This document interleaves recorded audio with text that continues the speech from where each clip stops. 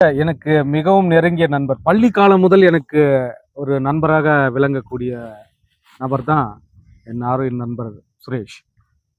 அதாவது திருக்குறள்ல ஒரு வார்த்தை ஒன்று சொல்லுவாங்க. என்னன்னா, "உடுக்கை இழந்தவன் கைப்போலே அங்கு இடுக்கண் களைவதான் நட்பு." வள்ளுவ பெருந்தகை அவ்வளவு அழகாக எடுத்து எம்பியிருக்கிறார் அந்த 2 வரிகளில். எனக்கு ஒரு பிரச்சனைன்னா முதலில் அணுகக்கூடியவர் இவர்.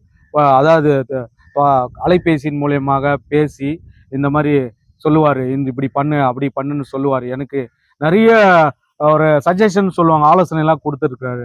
அதே போல நாங்க இன்னைக்கு வரைக்கும் நண்பரா இருக்கிறோம். இவருடைய சாதனைகளை சொல்லணும்னா நிறைய சாதனைகளை செஞ்சிருக்கிறாரு.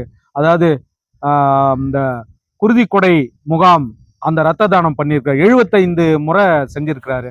அதே போல இவர் தன்னுடைய உடலே தானம் பண்ணியிருக்கிறாரு ஒரு மருத்துவமனையில.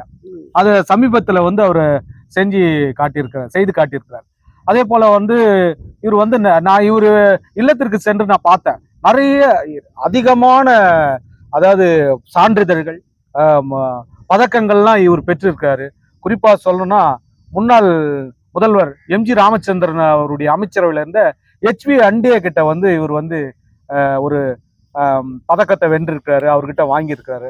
அதே போல இன்னைக்கு இருக்கிற நமது மாண்புமிகு அமைச்சர் பெருமகனார் மா சுப்பிரமணியம் ஐயா கிட்ட அவர்கிட்ட வாங்கியிருக்கிறாரு. அதே போல பல்வேறு அமைச்சர் பெருமக்கள், தொழிலதிபர்கள், இப்ப கெய்ரோ அவரு அந்த நிறுவனர் அவர்கிட்ட வாங்கியிருக்கிறாரு. அதே போல காஞ்சிபுரத்துல ஒரு அண்ணன் ஒருத்தர் இருக்கிறாரு, இந்து மக்கள் கட்சியினுடைய நிறுவனர் தலைவர் காஞ்சி முத்துன்றவர், அவர்கிட்ட வாங்கியிருக்காரு. இந்த மாதிரி பல்வேறு தலைவர் பெருமக்கள், தொழிலதிபர்கிட்ட எல்லாம் விருது வாங்கியிருக்கிறாரு.